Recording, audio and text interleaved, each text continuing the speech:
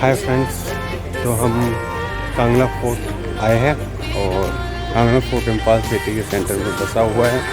इसका अपना ही अलग इतिहास है, तो हम चेक करेंगे कि हमें क्या क्या इस बारे में पता चल सकता है। कांगड़ा फोर्ट यह इतिहास में पॉलिटिकल रिलीजियस सेंटर बना हुआ है। 236 एकड़ में ये फैला हुआ, चारों तरफ मोट से घिरा हुआ है। मोट्स एक तरीके से जब आप गड्ढे कर देते हो और उसे पानी से भर देते हो तो ये मोट्स होते हैं। और जो ये मोट्स के साइज देखोगे आप 20 फुट वाइड और 6 फुट गहरा है। इन्ह मोट्स महाराजा चौरजित ने 1803 से 1813 के बीच में बनाया। ये है यांग हिरेन। यांग हिरेन एक ट्रेडिशनल रॉयल रेस बोट है। यहाँ म्यूजियम में है वो 4 बोट रखी हुई है। उनमें से जो 2 बोट्स देखेंगे वो रॉयल्स गॉड एंड गॉडेस के लिए है और बाकी जो 2 है वो कॉमनर्स पीपल के लिए है। जो इनकी बोट होती है वो 54 फीट लॉन्ग होती है। ये रेसिंग सेरेमनी में एवरी ईयर 2 डेज में आप देख सकते हैं। इसमें यांग तनावा सेरेमनी एवरी नवंबर ईयरली बनाई जाती है। मैतई में ये बोट है एक रिलीजियस सेंटिमेंट्स के साथ ये अटैच है और उसकी वर्शिप होती है। मैतई ट्राइब के लोग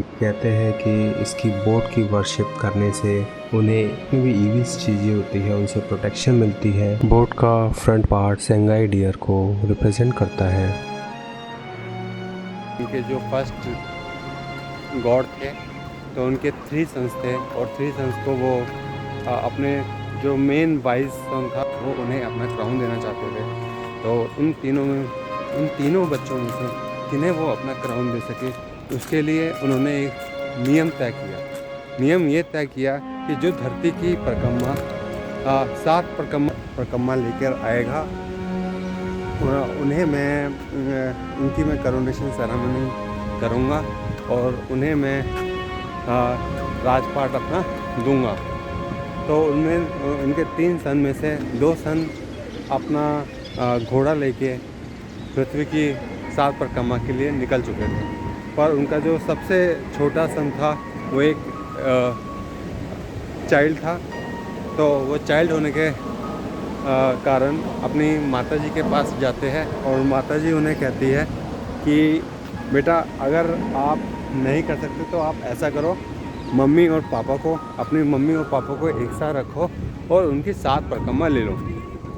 और ये जब बात सामने आई तो उन्होंने लेके सबसे पहले आप जाएगा उन्हें, तो उन्होंने कोरोनेशन इस तरीके से किया और इस तरीके से उन्हें सबसे जो छोटा उनका लड़का था उन्हें एक वाइज़र लगा और इस तरीके से उन्हें ये किंगडम भी उन्हें दे दिया गया। तो गैस ये हम बुद्ध पकांगबा टेम्पल आ गए हैं और ये इनका टेम्पल आप देख पा रहे हैं। तो वहीं से हम क्लोज़र लुक लेंगे और देखेंगे क्या हमें मिलता है।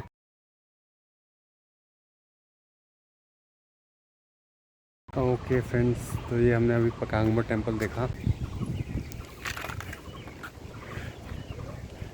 गैस हम अब आ रहे हैं समाधि ऑफ महाराज नार सिंह। मतलब ये समाधि, ये सिमेट्री है। 1844 में जो नारा सिंह है राजा बने एज अ किंग। उन्होंने 6 साल काम किया। पहले जो उनका पॉलिटिकल कैपिटल था वो नांगठाबल था, जो नांगठाबल से फिर उन्होंने इम्फाल किया। फ्रेंड्स ये देखो, अब यहाँ पे ये जो है उत्तरा है।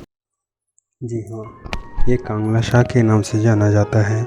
जो लॉयन के शेप में आप देख रहे हैं वो ब्रिक से तैयार किया गया है और 18 फीट लंबा है। इसमें आप देखेंगे एंट्रेंस है फोर्ट के जो इनर सेटरल जिसे उत्तरा कहते हैं उसे ये गार्ड करता है। और उत्तरा वो जगह होती थी जहाँ जितने भी किंग्स होते थे उन्हें करोनेट किया जाता था। और जो मेतीस होते थे इन्हें गार्डियन बीस्ट नोंगशा के नाम से जानते थे। इसे हेवनली बीस्ट भी कहा जाता है। और जो इसका कांगला शाह नाम पड़ा वो कांगला शाह जब एंग्लो मणिपुरी वॉर 1891 में हुआ था उसके बाद इसका नाम कांगला शाह पड़ा। अगर आप ये जो लियोग्रिफ्स देखेंगे वो महाराज चौरजित इन 1804 में कंस्ट्रक्ट किया था। एक तरीके से ये म्यांमार में भी देखोगे कि जहाँ पगोडाज होते हैं वहाँ पे सेम टाइप के बीस्ट पर जो उनका नाम चिंते बोला जाता है एंड दे आर वो भी बोले जाते हैं कि एक तरीके गार्ड होते हैं जो पगोडाज में पहरा देते हैं। तो कहा जाता है कि ये जो एडेप्टेशन थे वो बर्मा से ही आए थे, क्योंकि उस समय जो बर्मा और जो मणिपुर के किंगडम के बीच में काफ़ी अच्छे रिलेशंस थे और उसी तरीके से ये एडेप्टेशन जो आप देख रहे हैं वो देखने को मिलता है। उत्तरा का यही एंसेस्ट्रल कोरोनेशन हॉल जो मणिपुर किंग्स यूज़ करते थे। जापानीज वर्ल्ड वॉर जो सेकेंड वर्ल्ड वॉर हुआ था उसमें एयर बॉम्बिंग का टारगेट बन गया था, जिसमें यह कोरोनेशन हॉल था उत्तरा, उससे बहुत ही क्षति पहुंची थी। अब जो आप देख सकते हो वो आप फाउंडेशन ही देख सकते हो जो उत्तरा का बचा हुआ है। अब हम उसके बैक साइड आ गए हैं और यहाँ पे ये इस तरीके के टेम्पल्स आपको दिखेंगे छोटे छोटे। जी दीदी।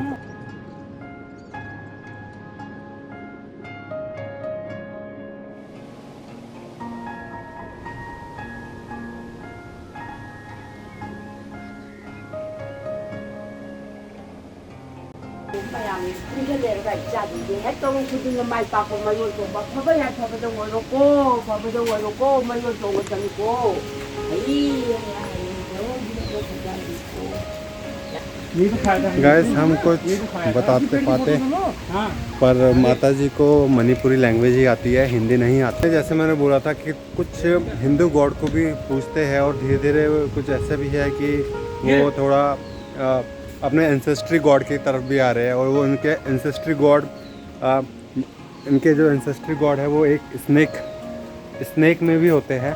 तो इनके एंसेस्ट्री गॉड है और एंसेस्ट्री गॉड में ये बोला कि ये फर्स्ट रूलर जो थे वो ये मणिपुर जो इनके गॉड है पगाम्बर गॉड वो थे।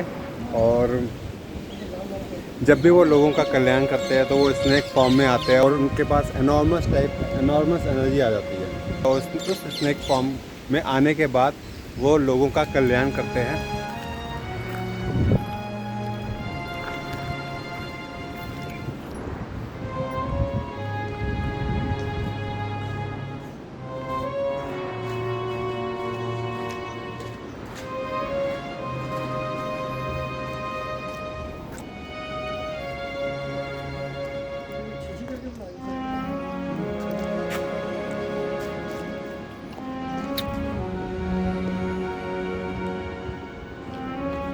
तो फ्रेंड हम अब श्री गोविंद जी टेम्पल आ गए हैं जो इंफाल में है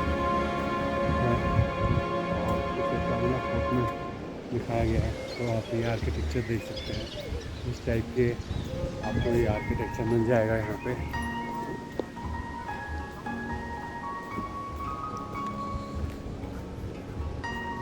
कोशिश करेंगे और इस तरीके से कुछ पिलर्स यहाँ पे मिल रहे हैं देखने को।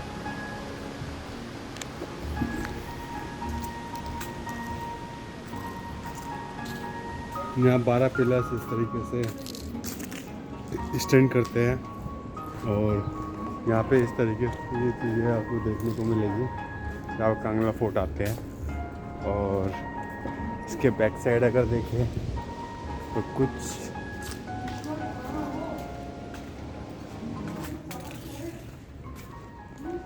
यहाँ पे कुछ नहीं है।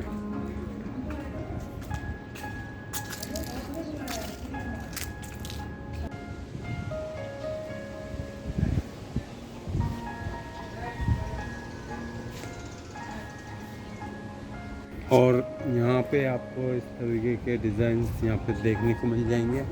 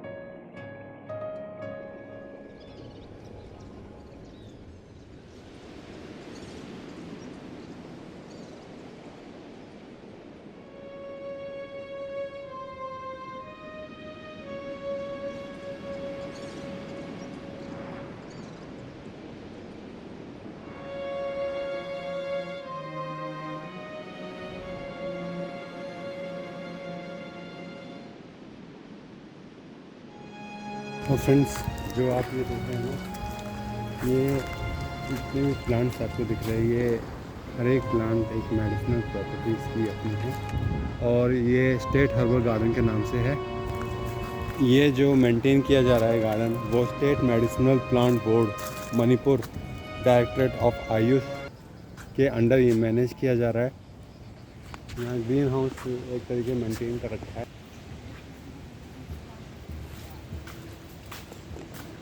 ये जितने भी आप पौधे देख रहे हैं वो सब मेडिसिनल प्रॉपर्टीज़ के हैं।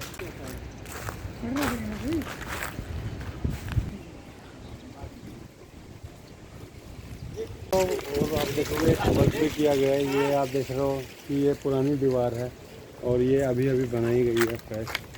इसका रिनोवेट हुआ है, तब तक कंस्ट्रक्शन में आपको दिख रहा होगा। टेरी ने सीड इस फ्लावर के पेड़ का सीड वहाँ कहीं छुपा दिया बरगद के पीपल के पेड़ में, और वो पीपल के पेड़ में एक नया पेड़ उगाया। अगर आप भी कांगड़ा फोर्ट आ रहे हैं तो कांगड़ा फोर्ट का अपना एक टाइम है। बीच में ये ओनली मंडे को ही क्लोज होता है। विंटर में ये 4 बजे बंद हो जाता है। समर टाइम में ये 5 बजे तक खुला होता है। क्योंकि कांगड़ा बहुत बड़ा है तो उसके लिए आपको ट्रैवल करने के लिए अंदर मोटर रिक्शा मिल जाती है और साइकिल रेंट पे मिल जाती है।